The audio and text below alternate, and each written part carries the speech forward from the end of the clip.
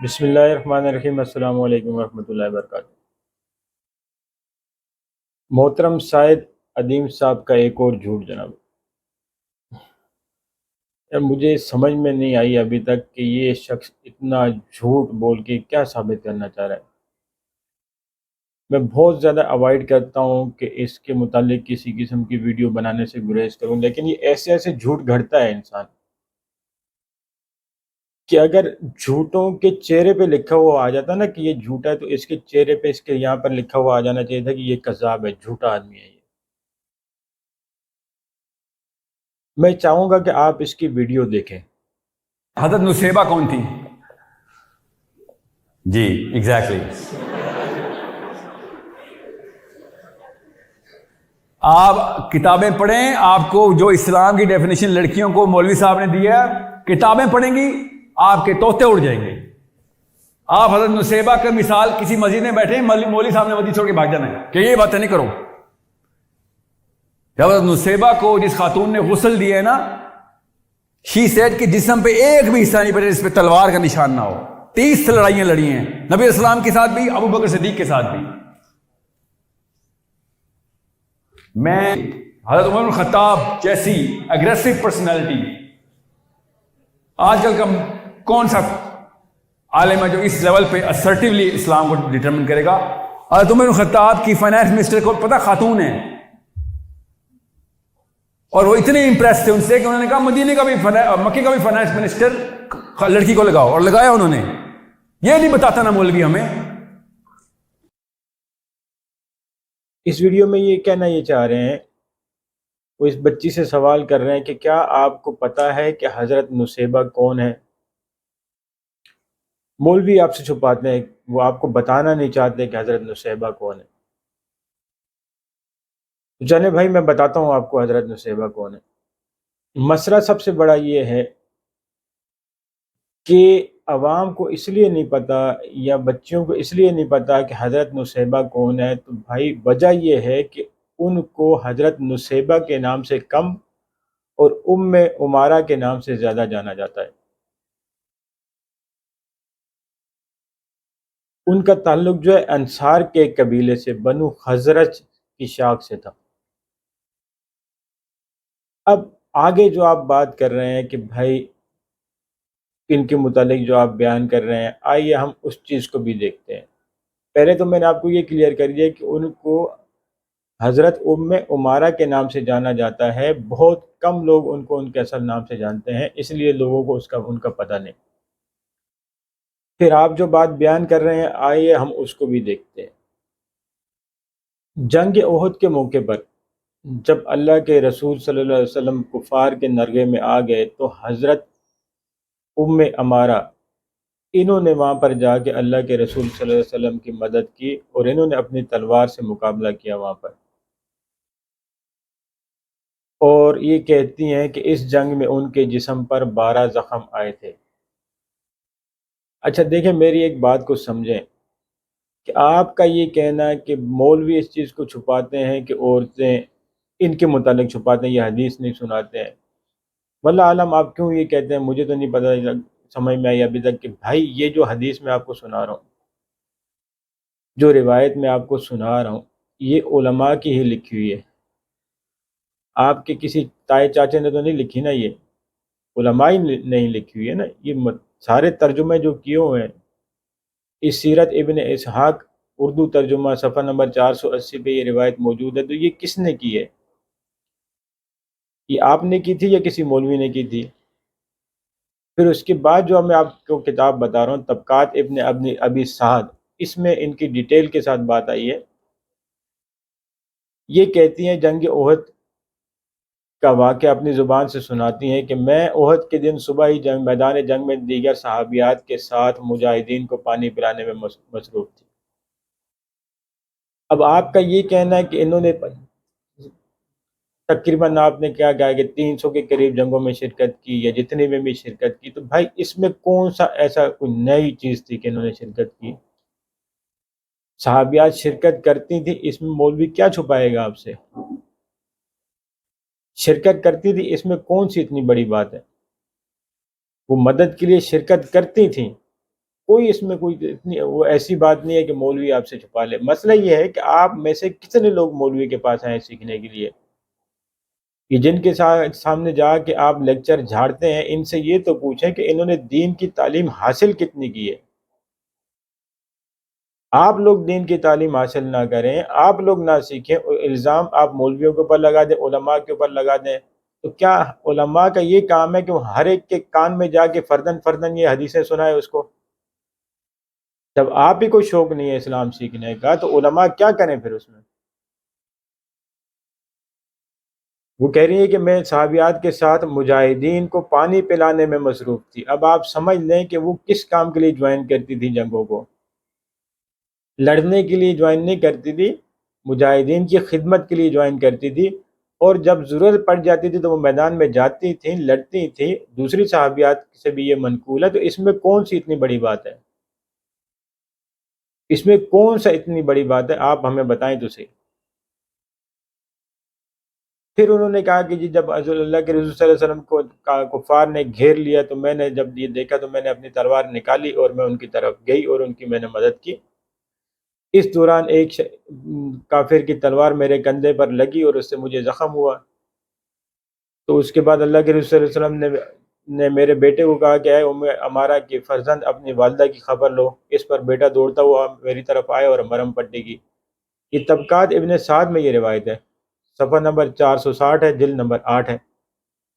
کیا چھپایا ہے اس میں؟ آپ ہمیں بتا دیں کہ کیا چھپایا کیا ہے. میں آپ کے سامنے رکھ رہا ہوں نا، یہ جو رکھ رہا ہوں تو یہ کس نے لکھی ہوئی ہے کتاب؟ یہ ترجمہ کس نے کیا ہوا ہے؟ آپ نے کیا ہے؟ علماء نے کیا ہے کہ آپ نے کیا یہ ترجمہ؟ جھوٹ بولتے ہیں آپ، اتنی ڈھٹائی سے جھوٹ بولتے ہیں لوگوں کے سامنے، متنفر کرتے ہیں لوگوں کو علماء سے. آپ سچ بول کے کوئی بات کریں تو سمجھ میں آتی ہے، جھوٹ بول کے کرتے ہیں آپ. پھر جو آپ نے کہا کہ جی انہوں نے اتنی جنگوں میں شرکت کی، کیا کسی قسم کی روایت آپ نے پیش کی ہے؟ میں آپ کے سامنے سے روایات رکھ رہا ہوں نا، یہاں پر جو میں بات کر رہا ہوں ان کی میں روایات آپ کے سامنے رکھ رہا ہوں، اس کی میں آپ کو دلیل آپ کے سامنے پیش کر رہا ہوں، پوائنٹ آؤٹ کر رہا ہوں کہ اس میں اس کتاب میں اس جگہ پہ لکھا ہوا ہے. آپ ہمیں بتا دیں کہ یہ ساری جو ڈیٹیلز آپ بتا رہے ہیں کوئی سند اس کی دے دیں.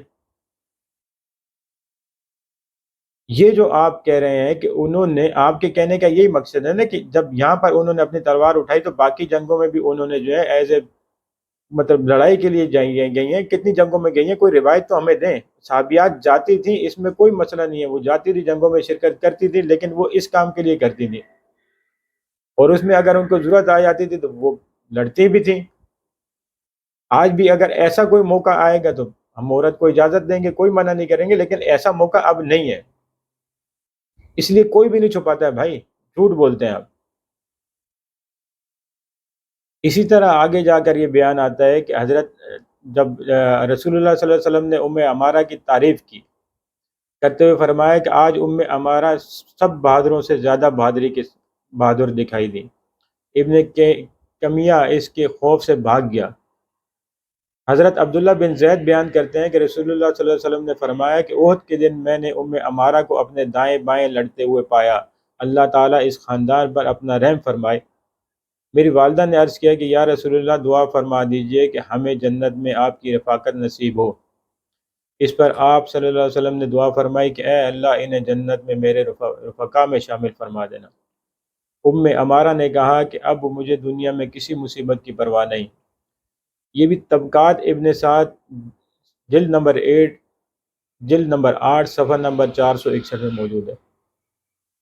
تو کیا چھپا رہے ہیں ہم آپ سے؟ آپ بھی ہمیں بتا رہے کہ ہم نے کیا چھپایا ہے، کیا چھپایا ہے.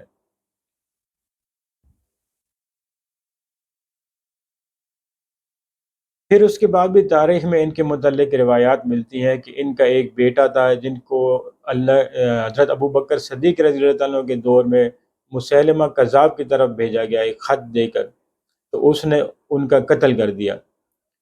تو جنگ یمامہ کے موقع پر آپ جو ہیں اس جنگ میں شریک ہوئیں، اس لیے کہ مسیلمہ سے اپنے بیٹے کا بدلہ لیا جا سکے، اور اس میں ان کو لڑتے ہوئے ان کا ایک بازو بھی کٹ گیا تھا، وہ ایک بازو سے بھی محروم ہو گئی تھی. تو یہ ساری چیزیں بھائی حدیث کی کتاب میں، تاریخ کی کتب میں لکھی ہوئی ہیں، آپ سے کوئی بھی نہیں چھپا رہا ہے۔ آپ صرف مجھے یہ بتا دیں کہ ان کو چھپا کر کسی عالم کو، کسی مولوی کو حاصل کیا ہوگا، وہ کیا حاصل کرے گا؟ آپ بات تو کر رہے ہوتے ہیں، لیکن آپ کی بات کا مین مقصد کیا ہے سمجھ میں نہیں آیا ابھی تک مجھے، سوائے اس کے کہ علماء کو آپ ٹارگٹ کریں اور جھوٹ بول کر ٹارگٹ کریں۔ لیکن اگر آپ کہتے ہیں نا کہ علماء نے چھپایا ہے، تو بھائی یہ میں نے آپ کے سامنے رکھ دی ساری چیزیں، یہ میں نے آپ سے تو نہیں پوچھی، کہیں اور سے بھی میرے سامنے نہیں آئی، یہ علماء کے ذریعے ہی آئی ہیں نا میرے پاس، علماء نے ہی یہ کتب لکھی ہیں، علماء نے ہی یہ ترجمے کیے ہیں، علماء نے ہی ہمارے سامنے یہ باتیں ساری رکھی ہیں نا۔ پھر آپ جو ان کی وفات کا واقعہ سنا رہے ہیں کہ جس عورت نے ان کا غسل دیا تو اس نے کہا کہ ان کے جسم کا کوئی بھی ایسا حصہ نہیں تھا جس میں زخم موجود نہیں تھے، اس روایت کی سند بتا دیں آپ مجھے، کہاں سے لی آپ نے یہ روایت؟ یا شاید آپ نے حضرت خالد بن ولید والی جو روایت ہے جو ان کے متعلق کہا جاتا ہے اس کو یہاں پہ رکھ کے رکھ دیا ہے۔ آپ ان کا یہ دیکھیں، یہ جو ویڈیو ہے اس میں کسی قسم کا ثبوت دیا، انہوں نے کوئی ایسی روایت پیش کی ہے کہ یہ میں اس بک سے لے رہا ہوں۔ ان کے دوسرے بھی آپ جو لیکچرز ہیں وہ سن لیں، ہوائی باتوں کے علاوہ کچھ بھی نہیں ہوتا ان کے پاس، کوئی ان کے پاس جو یہ بات بیان کر رہے ہوتے ہیں ان کی سند ان کے پاس نہیں ہوتی کہ یہ میں کہاں سے لے رہا ہوں۔ پھر آپ نے جو ایک بات فرمائی کہ حضرت عمر رضی اللہ عنہ کے دور میں ان کی سخت مزاجی کے باوجود مکہ اور مدینہ کی فائنانس منسٹر ایک عورت تھی، تو آپ وہ روایت ہمیں بھی بتا دیں، ہمیں بھی پتہ لگے کہ وہ کون تھی، اس کا نام کیا تھا، یہ آپ روایت لائے کہاں سے ہیں؟ زندگی ہماری بھی گزر گئی، ہمیں یہ چیزیں کیوں نہیں ملتی ہیں جو آپ بیان کرتے ہیں؟ تو مطلب یہ ہے کہ پھر آپ جھوٹ کہہ رہے ہیں۔ اگر آپ جھوٹے نہیں ہیں تو میں نے اس ویڈیو میں جو بھی باتیں آپ کو سنائی ہیں میں اس کا حوالہ دے رہا ہوں آپ کو کہ یہ کتاب ہے، یہاں پر لکھا ہوا ہے۔ حضرت ام عمارہ کے متعلق اکثر باتیں طبقات ابی سعد میں لکھی ہوئی ہیں، اور یہ بات بھی ذہن نشین کر لیں کہ یہ تاریخ اسلامی کی کتابیں ہیں، حدیث کی کتابیں نہیں ہیں۔ یہ آپ جو بات بیان کر رہے ہیں اس کا آپ کسی قسم کا کوئی بھی حوالہ نہیں دے رہے، اس کا مطلب کیا لیا جائے گا کہ آپ جھوٹ کہہ رہے ہیں نا، آپ دوسرے کے اوپر بہتان تراشی کر رہے ہیں۔ مجھے یہ سمجھ میں نہیں آیا، کائنڈلی مجھے ہمیں سمجھا دیں یا وہاں جو بچے بیٹھے ان کو سمجھا دیں کہ کسی بھی عالم نے یہ روایات، یہ ساری چیزیں آپ سے چھپا کے کرنا کیا ہے اس کو؟ مطلب وہ عورتوں پر کسی قسم کی پابندی لگانا چاہ رہا ہے، کیا کرنا چاہ رہا ہے وہ؟ کچھ تو ایسی چیز بتائیں کہ جو سمجھ میں آئے، سوائے یہ کہ جھوٹ پہ جھوٹ بولنا، جھوٹ پہ جھوٹ بولنا، جھوٹ پہ جھوٹ بولنا، باقی کچھ بھی نہیں ہے آپ کے پاس۔ ہم اللہ سے دعا کر سکتے ہیں کہ آپ کو سچ بولنے کی توفیق عطا فرمائے۔ السلام علیکم ورحمۃ اللہ۔